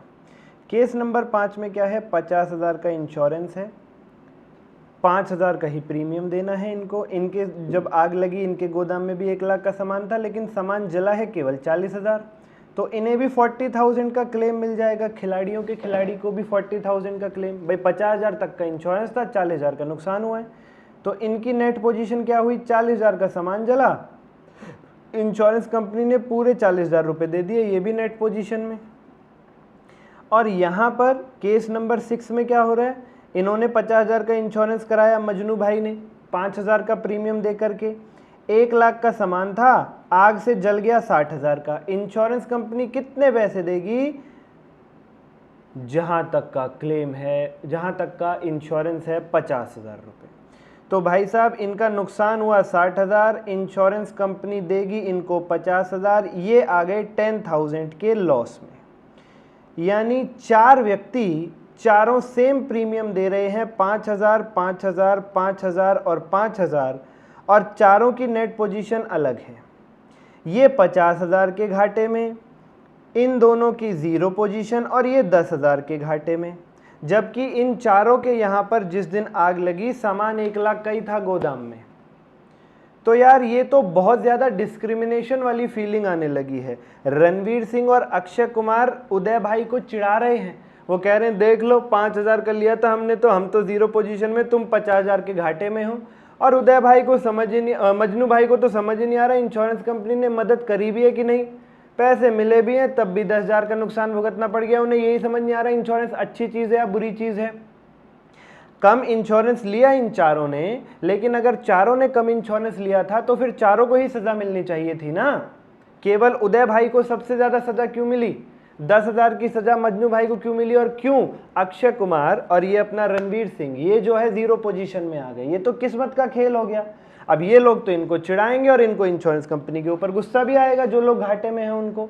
एक ही तरीके का इंश्योरेंस चारों ने अंडर इंश्योरेंस लिया है और चारों के साथ अलग अलग फैसला हो रहा है।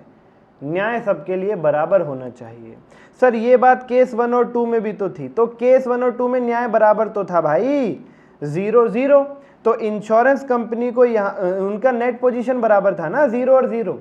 इंश्योरेंस कंपनी ने कहा था जितना नुकसान है भरपाई कर दी, दोनों को बराबर लाके छोड़ दिया, हमने दोनों के साथ बराबर का न्याय किया है। लेकिन यहाँ पर इंश्योरेंस कंपनी को एक्चुअल में महसूस हो रहा है केस नंबर 3 के साथ नुकसान ज़्यादा हुआ है, केस नंबर 6 के साथ 10,000 का हुआ है, और 4 और 5 मज़े मार रहे हैं। इससे तो हमारी इमेज बहुत ख़राब होगी, ये फीलिंग आ रही है इंश्योरेंस कंपनी को। लोगों में ऐसी इमेज क्रिएट होगी कि भाई इंश्योरेंस वाले तो मनमर्जी करते हैं। 5,000 के ही इंश्योरेंस पर किसी को कुछ दे रहे हैं, किसी को घाटे में छोड़ रहे हैं, किसी को कुछ। ये काम सही नहीं है, न्याय बराबर होना चाहिए। जैसे केस 1 और केस 2 में दोनों को 0 पोजीशन में लाके खड़ा किया था, न्याय बराबर था, वैसे ही केस 3, 4, 5, 6 में भी जो इंश्योरेंस कंपनी का फैसला है, डिसीजन है, वो बराबरी का होना चाहिए। मैं ये नहीं कह रहा इंश्योरेंस कंपनी इनको 50,000 और 10,000 दे दे और इन्हें भी 0 पोजीशन में ले आए, वो अपनी जेब से पैसे थोड़े ना देगी। लेकिन कोई ऐसा रूल ज़रूर होना चाहिए माय डियर फ्रेंड्स, जिससे इन्हें आपस में नाराज़गी ना रहे। अब इंश्योरेंस कंपनी से उदय भाई को बहुत ज़्यादा नाराज़गी है, मजनू भाई को भी थोड़ी सी नाराज़गी है, और ये लोग जो हैं ये लोग अंडर इंश्योरेंस प्रमोट करेंगे। रणवीर सिंह और अक्षय कुमार बाकी लोगों से भी कहेंगे अरे 10,000 का प्रीमियम लेने में फ़ायदा नहीं है, 5,000 का ही प्रीमियम लो, उसी में सारा लॉस कवर हो जाता है। ये लोग अंडर इंश्योरेंस को प्रमोट करेंगे। इससे इंश्योरेंस कंपनी को सब लोग 5,000 का ही प्रीमियम देंगे, तो इंश्योरेंस कंपनी की 10,000 के प्रीमियम में से तो रह गए ना 5,000, इंश्योरेंस कंपनी की कमाई कम हो जाएगी।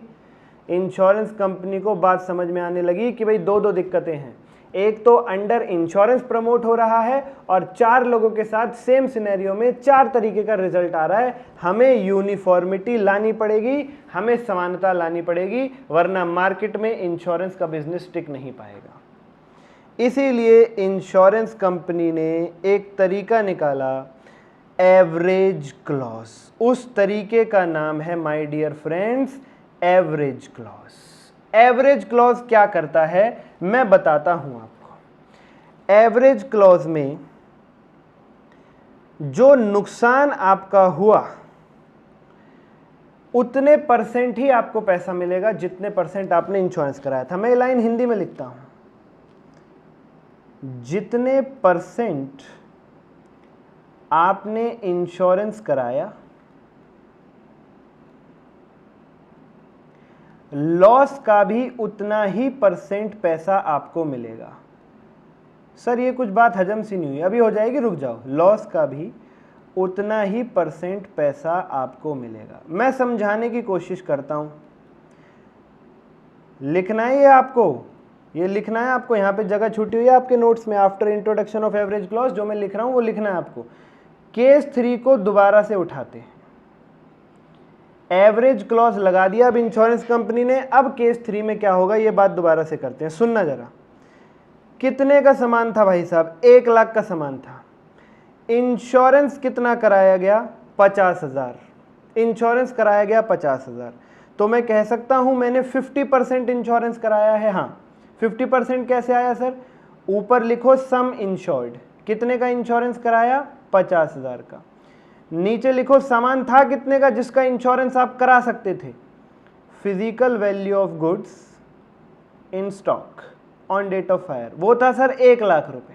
1 लाख तक इंश्योरेंस करा सकते थे लेकिन कराया केवल 50,000। यानी आपने कितना इंश्योरेंस कराया? 50% इंश्योरेंस कराया। 50% ये निकल के आ रहा है 50% इंटू 100 अगर मैं कर दूं तो ये 50% आ जाएगा। तो इंश्योरेंस कंपनी कहती है जितना आपका लॉस हुआ है 1 लाख उसका भी आपको 50% ही पैसा मिलेगा। यानी आपने कराया 50% इंश्योरेंस तो नुकसान का भी आपको 50% ही पैसा मिलेगा। यानी उदय भाई को तो 50,000 ही मिलेंगे। उदय भाई तो अब भी नेट लॉस जो है उदय भाई का वो आज भी 50,000 ही रहेगा। चलो उदय भाई की पोजीशन तो नहीं सुधरी एवरेज क्लॉज से, लेकिन देखते हैं जरा कुछ और हो पाया एवरेज क्लॉज से या नहीं। केस नंबर 4 में आते हैं। Let's move towards case number 4। अब इनकी हंसी निकलेगी रणवीर सिंह और अक्षय कुमार की, ये बड़े हंस रहे थे। रणवीर सिंह ने कितना इंश्योरेंस कराया? 50,000। वो करा सकता था 1 लाख का इंश्योरेंस, उसके गोदाम में 1 लाख का सामान था। 50,000 डिवाइडेड बाय 1 लाख, इसने भी 50% इंश्योरेंस कराया। तो अब इंश्योरेंस कंपनी कह रही है सुन बेटे, तू बड़ा लोगों से गाता फिर रहा था कि कम इंश्योरेंस लेने में ही फायदा है, वहां से पूरा लॉस रिकवर हो जाता है। तूने 50% इंश्योरेंस कराया था ना, तो जो तेरा नुकसान हुआ है 50,000 उसका 50% ही देंगे हम तुझे। यानी इसे मिलेंगे केवल 25,000 रुपए, केवल 25,000 रुपए। तो इस बार नेट लॉस कितना हो जाएगा रणवीर सिंह का? सर 50,000 का नुकसान था, इंश्योरेंस कंपनी से मिले 25,000, ये भी 25,000 के घाटे में आ गया।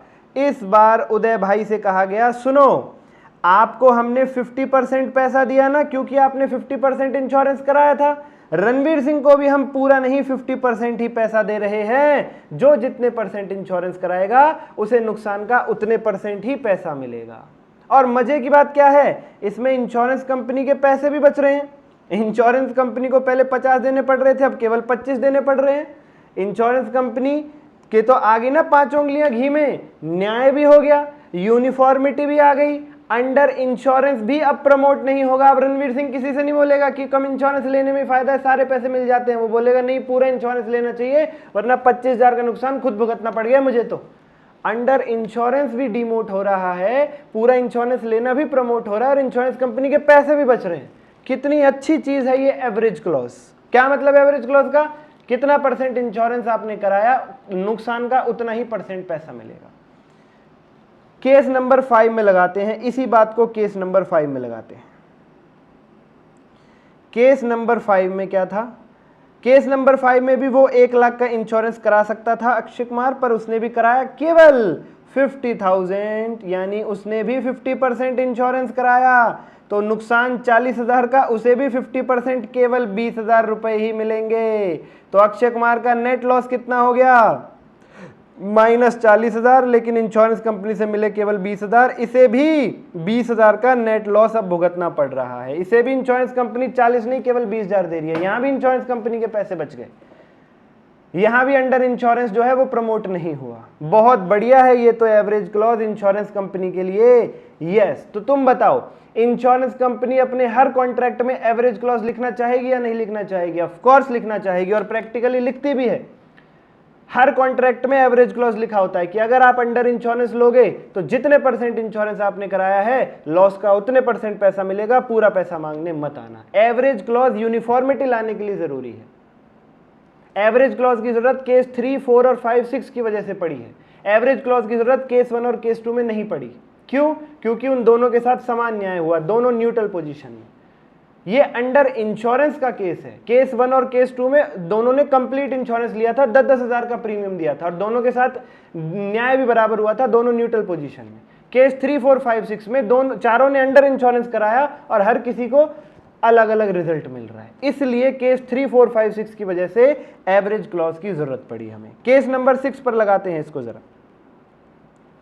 इंश्योरेंस वही 50%, नुकसान कितना? केस नंबर 6 में सर 60,000 का। तो इन्हें कितने पैसे मिल जाएंगे? इन्हें मिल जाएंगे 30,000 रुपीज इंश्योरेंस कंपनी से। इनकी नेट पोजीशन क्या रहेगी? अनिल कपूर साहब की, मजनू भाई की -60 + 30, इन्हें भी 30,000 के घाटे में आना पड़ेगा। यानी स्कीम की वजह से उदय भाई को तो कोई दिक्कत नहीं हुई, जहां थे वहीं रहे। इन दोनों पे भी लोड पड़ गया और इन पे भी थोड़ा सा लोड एक्स्ट्रा पड़ गया, लेकिन अब ये कंप्लेंट नहीं कर सकते एक दूसरे से, ना ही इंश्योरेंस कंपनी से कुछ कह सकते हैं, क्योंकि अब इनको बराबर बराबर का नुकसान भुगतना पड़ रहा है। इन्होंने 50% इंश्योरेंस कराया था तो हर किसी को 50% ही पैसे मिल रहे हैं, बाकी 50% उन्हें खुद भुगतने पड़ रहे हैं। हर कोई 50% खुद बियर कर रहा है। तो अगर ये इंश्योरेंस कंपनी के पास गए भी तो इंश्योरेंस कंपनी कह देगी भाई देखो सीधी सी बात है, आप सबने 50% इंश्योरेंस कराया था तो हमने आप सबका जितना भी नुकसान हुआ है सबको 50% पैसा दिया है, सबके साथ हमने बराबर का न्याय किया है, हमसे कुछ मत कहो, जाओ अपने अपने घर। इंश्योरेंस कंपनी के पैसे भी बच गए। एक बार जरा इस चीज को लिख लेते हैं, how insurance company saves it's money with AC, मतलब एवरेज क्लॉज, एयर कंडीशनर नहीं, एवरेज क्लॉज। हालांकि एवरेज क्लॉज एसी जैसा ही काम करता है। इंश्योरेंस कंपनी को कितनी ठंडक पहुंचा रहा है एवरेज क्लॉज, इतने सारे पैसे बचा दिए कंपनी के। कैसे सर बताओ? यार जब पुराना केस था तो इंश्योरेंस कंपनी को कितने पैसे देने पड़ रहे थे? केस 3 में उदय भाई को देने पड़ रहे थे 50,000, फिर इसको देने पड़ रहे थे 50, हो गए 1 लाख। यहाँ पर देने पड़ रहे थे 40, 1 40 और 50, 1,90,000 रुपए देने पड़ रहे थे। जब एवरेज क्लॉज नहीं था तो इंश्योरेंस कंपनी को देने पड़ रहे थे 1,90,000 without average clause. Insurance company had to pay 190, लेकिन after average clause insurance company को कितने देने पड़ रहे हैं? 50, 25, 75 और 20, 95 और 30, 1,25,000 रुपए। केवल 125 का क्लेम देना पड़ रहा है और इसके साथ साथ और भी बेनिफिट्स फ्री में मिल रहे हैं। अंडर इंश्योरेंस डीमोट हो रहा है और जो है अपना ये रिजल्ट भी सबके साथ बराबर आ रहा है, यूनिफॉर्मिटी आ रही है, इंश्योरेंस कंपनी की इमेज भी खराब नहीं हो रही। कितने पैसे बच गए? 65,000 रुपीज इंश्योरेंस कंपनी के बच गए। तो ये तो इंश्योरेंस कंपनी के लिए बहुत बढ़िया चीज है एवरेज क्लॉज। एवरेज क्लॉज के ये फायदे तो हैं ही हैं कि भाई इससे पूरा इंश्योरेंस लेना प्रमोट होता है, इससे इंश्योरेंस कंपनी के पैसे बचते हैं, इससे यूनिफॉर्मिटी आती है। लेकिन एवरेज क्लॉज का एक फ़ायदा और है, बहुत ही बेहतरीन फ़ायदा, वो ये है कि मान लो जो पॉलिसी होल्डर है वो ये कहने लगे मेरे यहाँ पर तो आग ज़्यादा लगी थी, नुकसान ज़्यादा का है, मुझे ज़्यादा पैसे चाहिए। गोदाम में सामान जिस दिन आग लगी उस दिन 1 लाख का था, लेकिन इसके दिल में चोर आ जाए और ये बोले नहीं नहीं आग जो है सामान जो है 1,20,000 का था, अब जल के खाक हो गया, किसे क्या पता कितने का सामान था, वो झूठ बोल सकता है वो व्यक्ति। अगर वो ज़्यादा बताएगा तो वो खुद ही फंस जाएगा एवरेज क्लॉज की वजह से। पता है क्यों? देखना ज़रा, हम लोग आजमाते हैं ये बात, केस नंबर 3 पर ही आजमा लेते हैं। चलो केस नंबर 3 में लेट से उदय भाई कह रहे हैं कि मेरे यहाँ पर 1,20,000 का सामान जला था, वो झूठ बोल के इंश्योरेंस कंपनी से ज़्यादा पैसे ऐंठने के चक्कर में, या 1.5 लाख ले लेते, 1.5 लाख नहीं, चलो 1,20 ही रहने दो, फिगर पॉइंट में आती है कोई बात नहीं। तो जब एवरेज क्लॉज लगाएंगे तो फॉर्मूला क्या बनेगा? सम इंश्योर्ड यानी 50,000 डिवाइडेड बाय, वो क्या कह रहे हैं, physical value of goods in stock, वो था 1,20, वो कह रहे हैं 1,20,000 के सामान में आग जली। जब 50,000 डिवाइडेड बाय 1,20 इंटू 100 आप करोगे तो ये कितने परसेंट आता है? 50,000 divided by 120 into 100। Let me solve 1 second. ये आ रहा है 41.67%, यानी जितना नुकसान हुआ है 1 लाख रुपए, 1,20,000 इंटू 41.67%, जितना नुकसान हुआ है जब इंश्योरेंस कंपनी ये बात जज करेगी 1 लाख रुपीज, उस हिसाब से 41.6% अगर निकालेंगे तो वो तो 50,000 से भी कम आ जाएगा।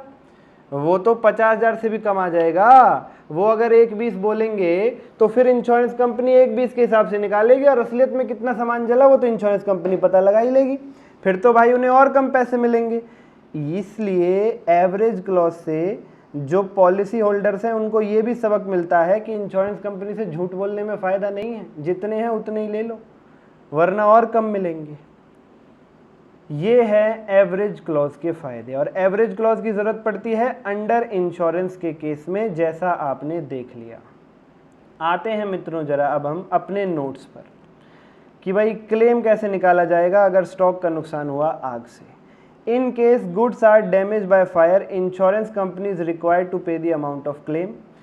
क्लेम जो मिलेगा वो कुछ इस तरीके से कैलकुलेट किया जाएगा।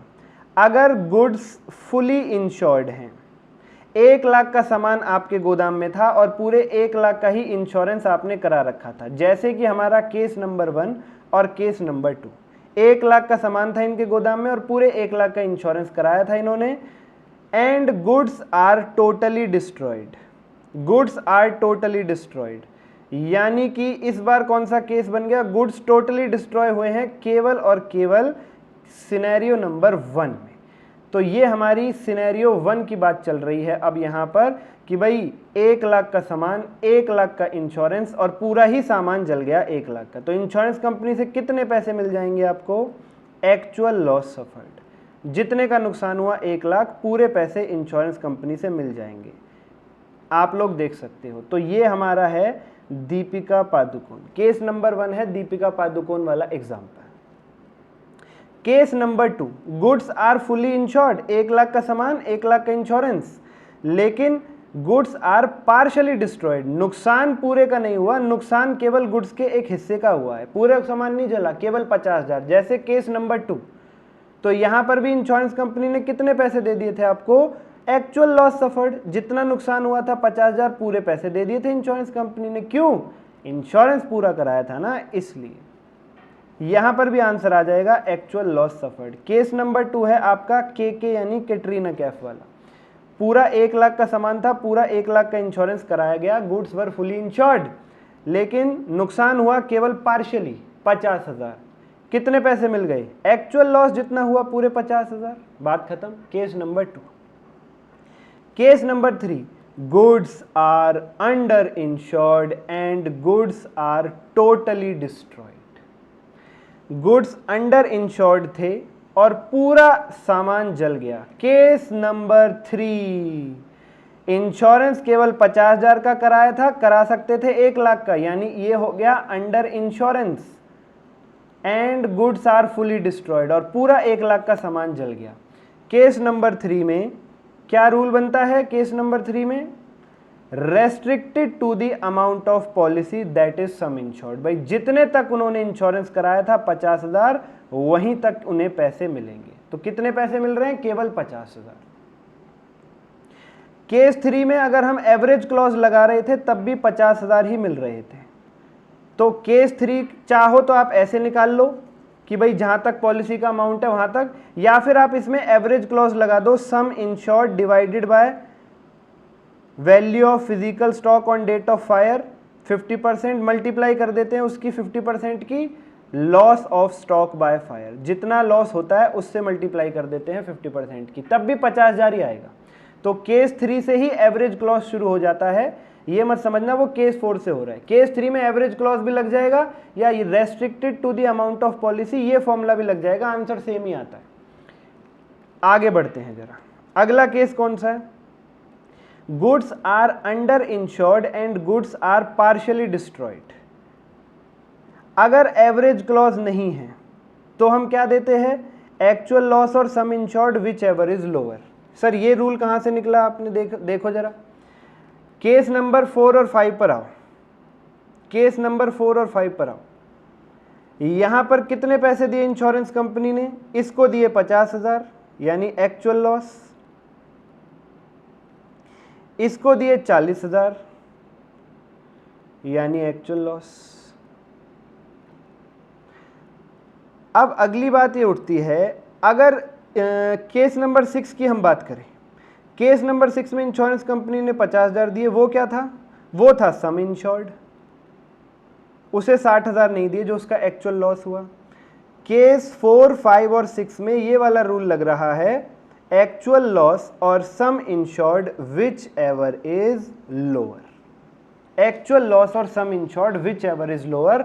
अगर एवरेज क्लॉज नहीं होगा तो इस तरीके से आपको पैसे दिए जाएंगे। हालांकि इस केस को अगर आप पूरे तरीके से भूल जाओ तो भी सही है, ये बस थ्योरेटिकली लिखा हुआ है इसलिए मुझे समझाना पड़ रहा है। अगर आप इसे पूरे तरीके से भूल जाओ तो सही है, क्योंकि हर सवाल में एवरेज क्लॉज मिलेगा। इंश्योरेंस कंपनी हर कॉन्ट्रैक्ट में एवरेज क्लॉज लगाती है क्योंकि उसके पैसे बचते हैं और बहुत सारे फायदे हैं। जैसे ही एवरेज क्लॉज लगता है तो sum insured divided by total physical stock on date of fire into actual loss by fire, ये रूल बन जाता है आपका। यानी कि इसके बाद आपको ये फॉर्मूला लगाना है अगर एवरेज क्लॉज है, जो कि आपको हर क्वेश्चन में मिलेगा। तो मैं अगर आपको केस 3 और केस 4 का निचोड़ बताऊं ना, अगर आपको अंडर इंश्योरेंस देखते ही एवरेज क्लॉज लगाओ और ये फॉर्मूला लगेगा, बाकी सब भूल जाओ। लिखना मेरी मजबूरी थी क्योंकि आपके स्टडी मटेरियल में सारी चीजें लिखी हुई है, इसलिए केस 3 और 4 मैंने थोड़ा सा एक्स्ट्रा बताया आपको। मैं जो कह रहा हूं उस पर ध्यान दो। अगर अंडर इंश्योरेंस है तो एवरेज क्लॉज लगाओ, ये फॉर्मूला लगाओ, काम खत्म। बाकी भूल जाओ, restricted to the amount of policy भूल जाओ, एक्चुअल लॉस और sum insured whichever is lower ये भी भूल जाओ। हर सवाल में आपको इसी की जरूरत पड़ेगी क्योंकि हर सवाल में एवरेज क्लॉज होगा। सम insured divided by physical stock into stock lost by fire, यही मैंने आपको सिखाया कि अगर फुल इंश्योरेंस है केस 1 और केस 2 तो आपको मिल जाएगा एक्चुअल लॉस सफर्ड, जितना नुकसान हुआ उतने पैसे मिल जाएंगे, दीपिका पादुकोण और कैटरीना कैफ। लेकिन अगर आपने अंडर इंश्योरेंस लिया है, नाना पाटेकर, रणवीर सिंह, अक्षय कुमार और अनिल कपूर, अगर आपने अंडर इंश्योरेंस लिया है तो फिर आपके ऊपर ये फॉर्मूला लगाया जाएगा क्लेम निकालने के लिए, sum insured divided by physical stock on date of fire into actual loss by fire. बस इतना याद रखिए, काम खत्म। Full insurance is equal to actual loss suffered, under insurance is equal to ये वाला फॉर्मूला, दैट्स इट, काम खत्म। अच्छा जी, क्या फायदे हैं एवरेज क्लॉज के? ये कस्टमर को एनकरेज करता है सही वैल्यू बताने के लिए, और एवरेज क्लॉज से इंश्योरेंस कंपनी के पैसे भी बचते हैं। ये बात भी आपने सीख ली है आगे। सर यहाँ पर क्या लिखा हुआ है, stock lost by fire is equal to total physical stock on date of fire minus stock salvage from fire. मित्रों, सामान 1 लाख का रखा हुआ था गोदाम में जिसमें आग लगी थी, लेकिन उसमें से 10,000 का सामान बचा लिया गया। तो एक बात बताओ, इंश्योरेंस कंपनी 1 लाख के हिसाब से पैसे देगी या 90,000 के हिसाब से? स्टॉक साल्वेज फ्रॉम फायर का मतलब है आग से जो सामान बचा लिया गया, तो उसके तो पैसे मिलेंगे नहीं, तो वो तो आपको क्लेम से फिर हटाना पड़ेगा। इसीलिए स्टॉक साल्वेज फ्रॉम फायर अगर क्वेश्चन में दे रखा हो तो उसको माइनस कर देना, उसके पैसे नहीं मिलेंगे। वो सामान बच ही गया, आगे नहीं लगी, तो उसके पैसे क्यों देगी इंश्योरेंस कंपनी? कई बार क्वेश्चन में लिखा होता है कि जो सामान था वो 1 लाख का था गोदाम में जब आग लगी उस वक्त, लेकिन उसमें से stock salvage from fire is equal to 10,000 का सामान बचा लिया गया, तो फिर तो 90,000 के हिसाब से क्लेम निकलेगा ना, उसको माइनस कर देना। इसलिए ये छोटी सी चीज यहां पर लेस कर रखी है हमने, stock salvage from fire. This is it. ये हो गया आपका यहां पर टॉपिक नंबर 2 कंप्लीट। सर आपने कुछ नोट्स भी लिख रखे हैं नीचे, वो उसकी चर्चा हम अगली क्लास में करेंगे आपसे। कॉन्सेप्चुअल बातें हो गई हैं हमारी टॉपिक नंबर 2 में, calculation of claim for loss of stock by fire, this is complete. क्या समरी बनी? लास्ट में समरी 2 मिनट की समरी बनी है बस हमारी, कुछ भी नहीं। अगर फुल इंश्योरेंस है तो क्लेम कितना बनेगा? Actual loss suffered. Under insurance है तो क्लेम कैसे निकालेंगे? Sum insured divided by physical stock on date of fire into stock lost by fire. Stock lost by fire निकालते वक्त अगर कुछ साल्वेज्ड है, स्टॉक बचा लिया है आग से, वो माइनस कर देना। दिस इज इट, बात खत्म। ये सारी बातें इस निचोड़ पे खत्म हो जाती है यहाँ पर, ठीक है जी।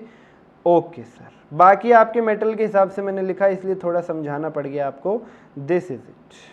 चलो ठीक है सर, आगे की बातें अगली क्लास में होंगी आपसे। हाँ सर, ये लाइन रह गई, insurance policies are a contract of indemnity only. भाइयों ऐसा है,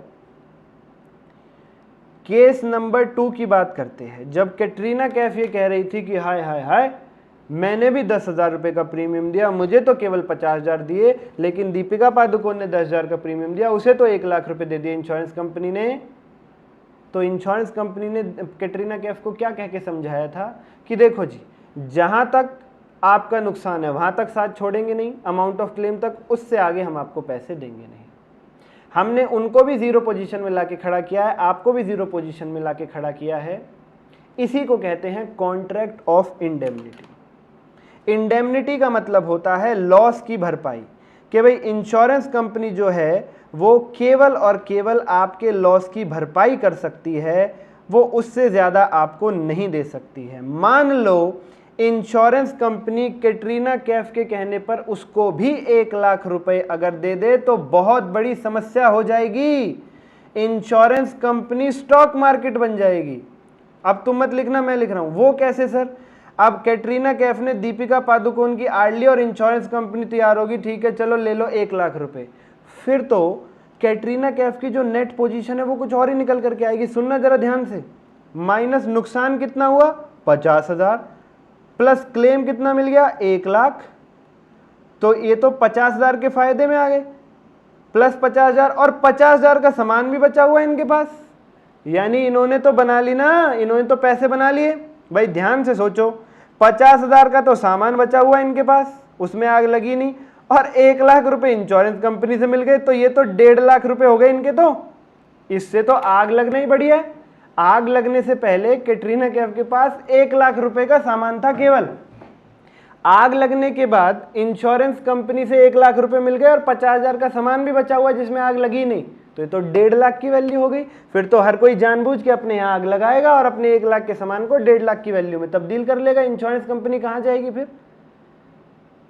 इसीलिए तो इंश्योरेंस कंपनी कहती है कॉन्ट्रैक्ट ऑफ इंडेमनिटी, कि भैया अगर 50,000 का नुकसान हुआ है तो केवल उसी की भरपाई होगी, केवल 50,000 की ही भरपाई होगी, हम आपको उससे ज़्यादा पैसे नहीं देंगे।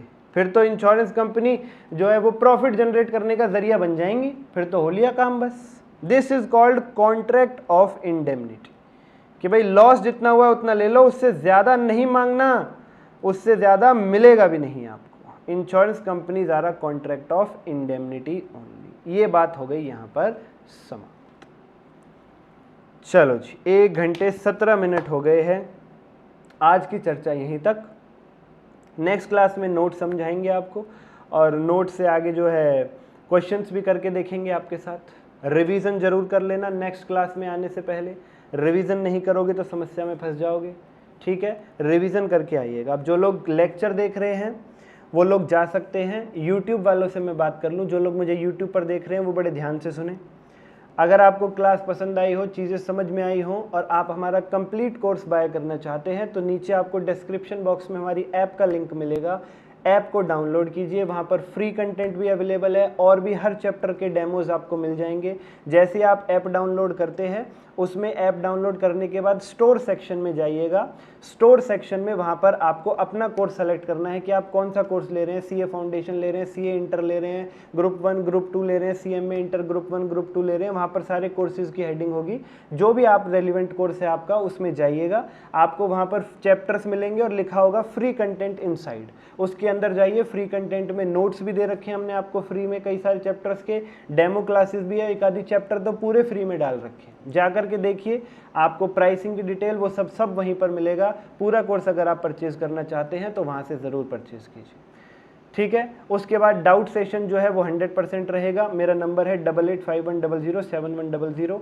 एवरी टाइम आपके पास ये नंबर रहेगा। जब भी आप रिवीजन कर रहे हैं व्हाट्सएप कीजिए, आपको विदिन 10 मिनट्स आंसर मिलेगा, पक्का आंसर मिलेगा ज़रूर, कहने वाली बात नहीं है ये केवल, ठीक है जी?